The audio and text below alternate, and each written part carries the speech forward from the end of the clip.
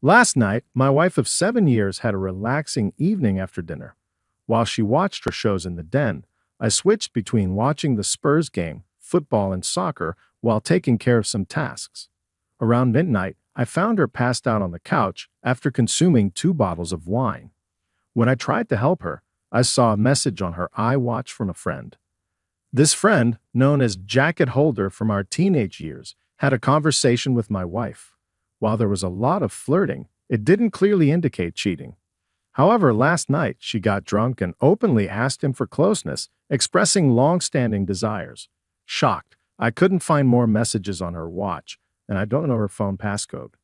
I put her to bed and sat in the kitchen in disbelief until I fell asleep. Waking up for work at 5:30, I couldn't bring myself to go. Instead, I took a walk along a disused railway line near our home. Feeling furious, I now sit under a railway bridge, unsure of what to do. I don't want to talk to her or even look at her. The love I had for her seems to have vanished, and the revelation of her deceit has left me feeling betrayed and disgusted. I'm contemplating cutting off all contact with her, as if I could, I'd never speak to her again. The part where she mentioned being good at keeping secrets deeply affected me. I feel like I've invested so much in her, not just as a partner, but as a person, and learning about her deceit shatters my perception of myself. I'm considering not saying anything and quietly kicking her out. Our house is owned by my parents, and it will be left to me when they pass away. Fortunately, she won't get her hands on it. I thought about asking a friend who's a locksmith to change the locks quietly today, making up some excuse about the doors being broken. Last night, my wife of 7 years was unfaithful, and to my surprise, my mother supported her.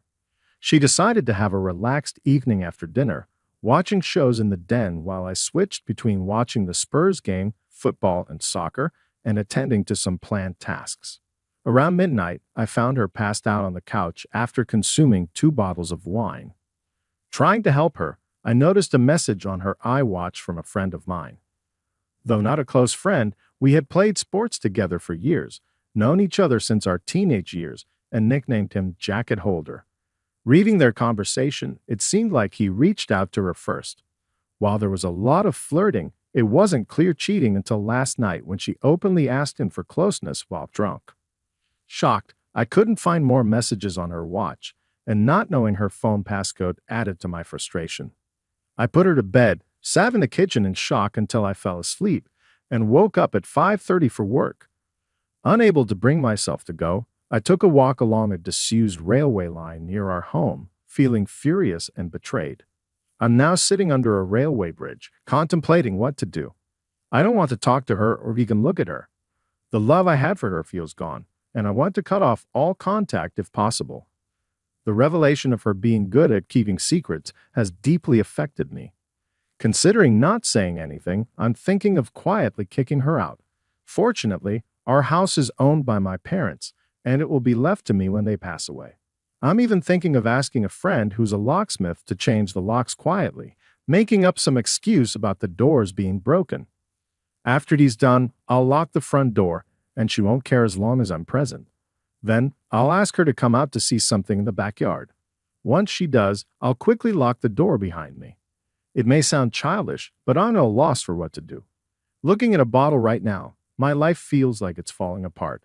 As for that so-called friend of mine, there's no doubt he was up to something. I plan to confront him soon, not physically, but by exposing his actions.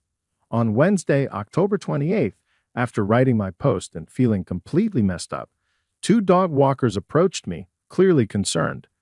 I shared everything with them, and one of them advised me not to drink as it would only make things worse. I'm grateful for that advice, as I was on a destructive path. I threw the vodka away, reached out to a friend, and he offered to let me stay at his place to calm down.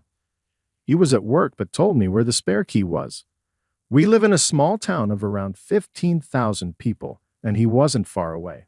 When I got to his place, I sat on his couch, trying to regain my composure. Throughout the morning, I received multiple texts and calls from my wife wondering where I was and what was going on, as my work van was in the driveway and I was nowhere to be found. I texted her back, explaining there was an issue with the van's engine. which she seemed to accept with a simple okay. When my friend returned from work around 5 o'clock, I told him everything and asked for his advice. I also told him not to share anything about jacket holder as I didn't want my wife to find out. I'll deal with him later by exposing his actions, not through physical violence. Regarding people saying he did nothing wrong, he initiated contact with my wife, and the messages were very flirtatious. I don't understand why he messaged her in the first place. They hardly knew each other, and it was flirtatious right from the start. My friend suggested I maintain a low profile and consult with a lawyer to explore my options, which I did today. He dropped me off at home around 6 o'clock a.m., utterly exhausted. When I arrived home, I was extremely tired, and my wife seemed suspicious, bombarding me with questions about work. I asked her why she was so concerned, and she mentioned noticing my flask and lunch bag left in the front passenger seat. Sensing that something was amiss, I was about to lie, but I was too fatigued to put on a facade. So I admitted that something was indeed wrong. I explained that while putting her to bed last night, I saw a message on her iWatch, read it, and discovered she was unfaithful. She went from a person with a sense of power to a scared individual within seconds. I confronted her about begging that person for closeness, mentioning her claim of being good at keeping secrets, and I read all their messages. She began crying, and I walked away, heading upstairs for a shower. When I came back out, she was sitting on the top stairs still crying, immediately making excuses. She said she was drunk, vulnerable, and had never done anything like that before. She also claimed that he initiated the conversation and that it didn't mean anything. She insisted she wasn't going to follow through with it, echoing what others had said. However, she didn't try to blame me, perhaps because she knew I would kick her out if she did. I informed her that I wanted a divorce and asked her to leave the house within a month. Since then, I've told her to move to the spare room, and I've mostly ignored her, responding with scowls and shaking my head when she starts talking nonsense. I have no desire to hear what she has to say. She spent the night in the spare room, and I haven't spoken or texted with her today. If I'm lucky, she might be gone when I return from work, but I doubt my luck is that good. Regarding getting her out, I discussed the situation with my parents. My mother insisted I shouldn't throw her out onto the streets, as she and my wife are close. We've been together for almost 11 years. My mother argued that it was just words, and that we should work it out like adults, emphasizing that my wife hadn't actually done anything. She took my wife's side over mine, which surprised me. I'm concerned that my mother's opposition might complicate matters. It's my house when my parents pass, and since I did nothing wrong, I'm not leaving. This could potentially turn into a difficult situation. I've scheduled an appointment with a divorce lawyer for next week to discuss my options. Until then, I plan to continue ignoring my soon-to-be ex-wife. I doubt she'll admit anything further, and now I'll never know if she was an excellent liar or just talking to gain his support for an affair.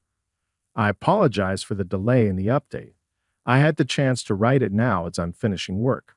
Back to the grind, I suppose. Monday, November 16th. It has been 20 days since I discovered my wife's attempt to cheat on me with my friend, and the situation has become unbearable. I gave her a month to leave, and she has been sleeping in the spare room. However, it's evident that she has no intention of leaving, especially after influencing my mother. She doesn't have a place to go, but that's not my concern. I've consulted with my divorce lawyer multiple times and am in the process of preparing a divorce petition and serving her with divorce papers. I've also opened a separate bank account and taken half of the balance from our joint account. The atmosphere in the house has become tense. The living room has become a sort of neutral zone, as both of us spend most of our time in our respective rooms. I've intentionally been working late to minimize interaction with her. I've been completely ignoring her, but I started implementing the 180th method, which advises being civil albeit somewhat distant. It has helped me avoid feeling like a monster who refuses to acknowledge her existence. It was the wrong approach, and I ended up feeling like the one who had wronged her, which was not the case. The only time I broke from the 180th was when I walked into the bathroom last week, and she was sitting on the floor crying. I helped her up and gave her a comforting hug, although it was more of a there gesture than a loving embrace. The sad part is that I'm so suspicious of her now that I wouldn't put it past her to stage a performance. This toxic environment is affecting my thinking, and she keeps insisting she'll do anything to save the marriage and prove it was just a foolish mistake. I mentioned a lie detector test, although I don't intend to actually have one. I simply wanted to gauge her reaction. She initially agreed to it, but later came to me with her tablet, discussing the inaccuracies and the potential for false readings due to anxiety and nervousness. Given her anxiety disorder, I couldn't help but laugh. It wasn't a normal chuckle. It turned into a childish giggle. It seems she's willing to do anything to save the marriage except taking a lie detector test, which is intriguing. However, it doesn't matter anymore, as I mentioned in my previous post. All the love I had for her vanished when I read those hurtful things. I no longer see her as my true love or someone I can trust with my life. I see her as trash that needs to be removed before it stinks up the place. After I exposed Jacket Holder to our friend group a few weeks ago, he has been a topic of conversation. It's safe to say he's lost all his friends among us and has been completely isolated. I attempted to contact him a few times, but he refused to answer and eventually blocked my number. I have no sympathy for that little rat. I hope it was worth it. I've had numerous conversations with my mother about this situation, and during a heated argument, I asked her why she was taking my wife's side. I wanted to know if there was something she wasn't telling me. Was she expecting us to live as roommates, pretending nothing happened? It seemed absurd to me. My mother explained that she has always seen my wife as the daughter she never had but always wanted. My mother had an unborn daughter before I was born, which has haunted her. She attached herself to my wife since we got together, and they share a close bond. Since my wife doesn't have family or many friends with busy lives, my mother finds it unacceptable to throw her out, especially during a pandemic. My mother tried to reach a compromise, suggesting we revisit the situation in 3 or 4 months and encouraging us to try couples counseling before giving up. I'm unwilling to do that, as the thought of spending Christmas under the same roof as my wife makes me feel sick. She always wants to do it right, and it would be a complete disaster. My father, on the other hand, is a quiet and reserved man. My mother's opinion has always held more weight in our household.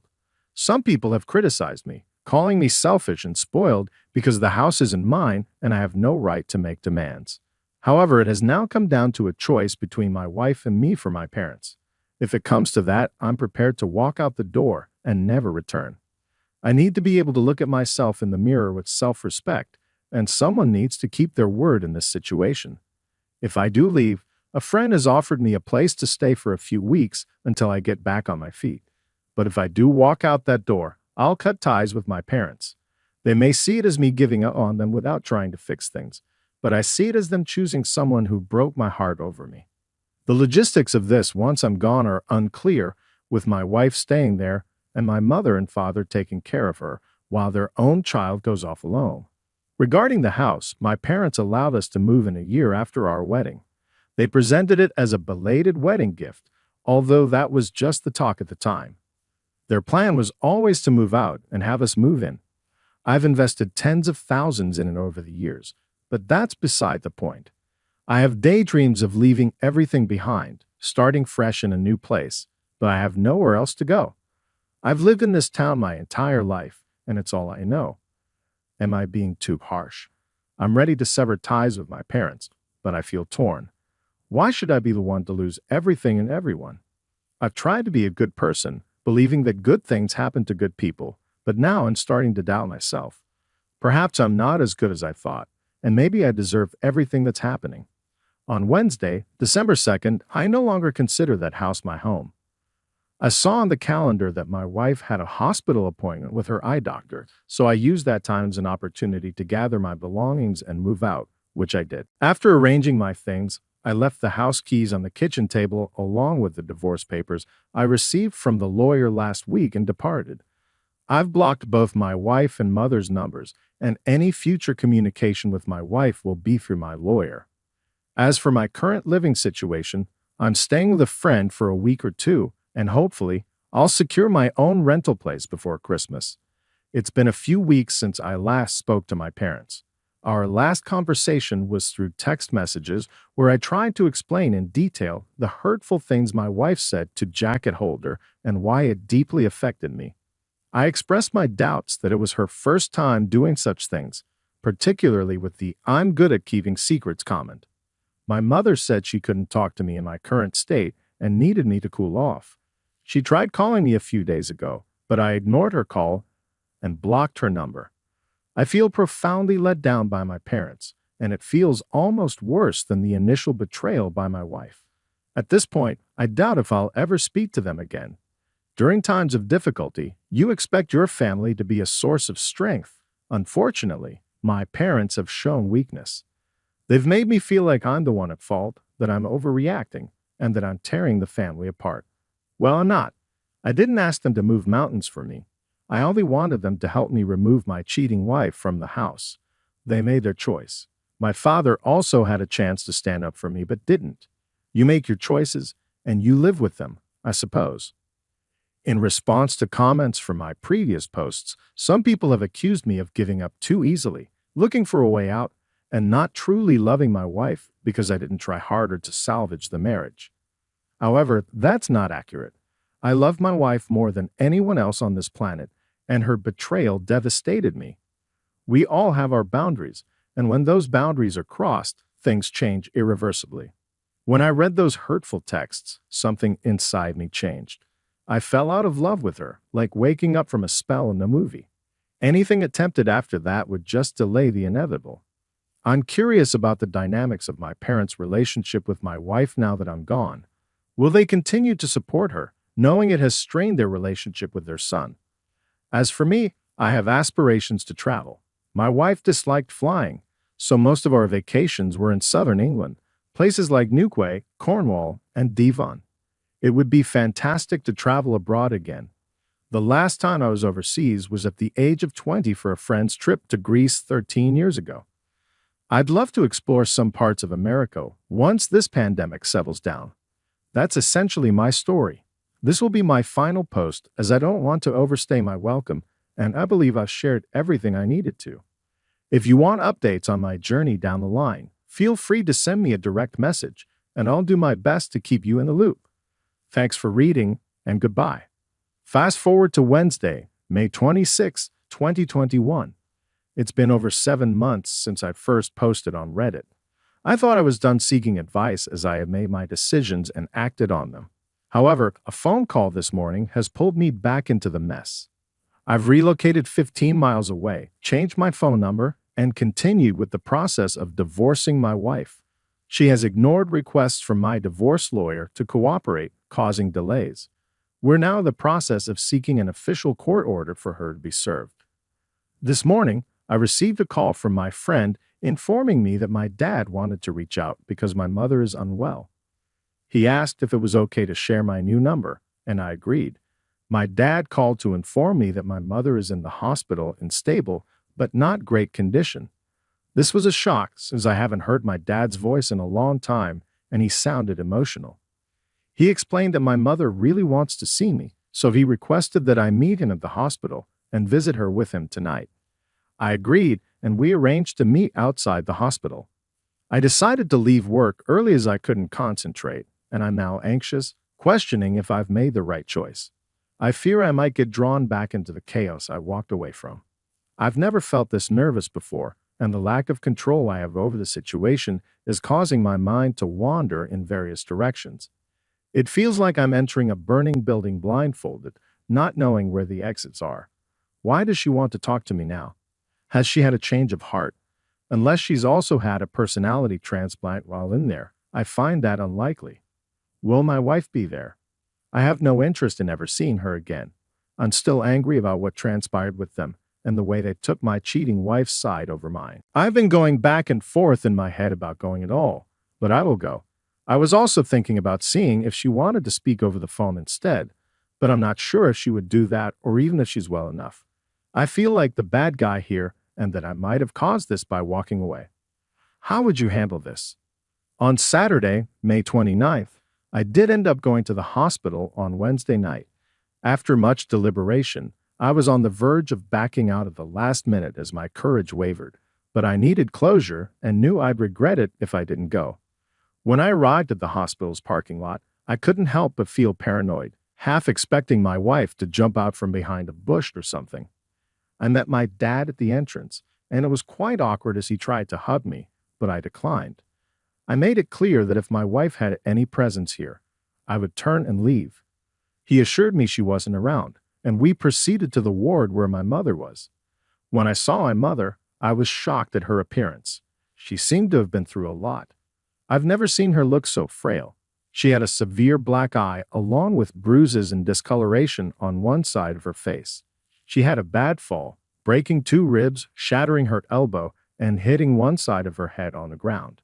So, elbow, ribs, then her head in that order.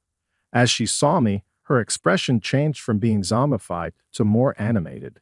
She told me how much she missed me and wasn't sure if she'd ever see me again. I reminded her that if she truly wanted to reach me, she could have. We had a conversation about what exactly had happened, how she was down for a few hours before my dad found her, and her determination to mend bridges with me. I brought up my wife and the ongoing divorce process, explaining that I had been pushing for it, but she seemed to be ignoring the letters. I asked if my wife was still in the house, and my mom admitted she was, which made me disgusted. She began to say that my wife is lost without me and is not doing well. It became clear to me that my dad asked if I would keep in touch with him when he walked me out, and I said I would, though I'm uncertain if it's the right decision. Time will tell. Once I returned home, my emotions were a roller coaster, shifting from sadness to anger. However, I'm relieved that went. I couldn't help but think about my wife and what she once meant to me. The pain remains when I reflect on the events of the past 7 months. It's hard to believe they're real. The speed at which everything fell apart was astonishing. Life moves quickly, especially when you're not paying attention, and I wasn't. It was pure luck that I discovered her attempted infidelity, just a cosmic coincidence. I never noticed the signs or connected the dots. I only saw something on her watch that shattered my life. Now, I'm aware that it wasn't the only instance. I feel it deep in my heart. I recognize her for what she is and feel only contempt, not love.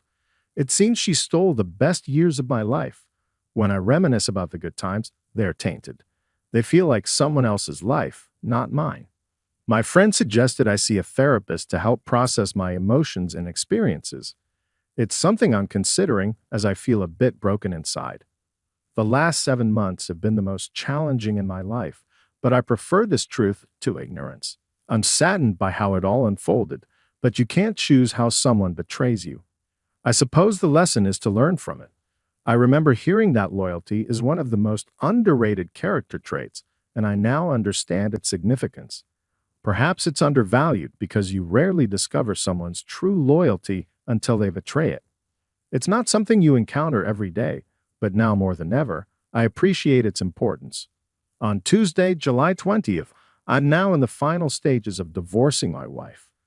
She signed the divorce papers and sent them to my divorce lawyer, so only formalities remain.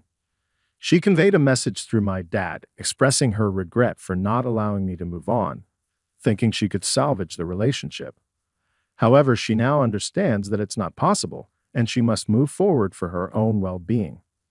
I thanked her for realizing this. She doesn't want anything in the divorce and plans to move out of the house once she's on her feet. I'm okay with that. Concerning my mother, I haven't spoken to her yet, but my dad mentioned she's doing better after leaving the hospital and regaining some normalcy. I don't know how things will turn out between us, but I've suggested that if the house is to become mine, they should transfer it to my name to provide me with some security. After that, we can work on rebuilding bridges. We'll see how it goes. My most significant challenges lie in my mind and overcoming all that has transpired. The human brain is a remarkable yet frightening thing,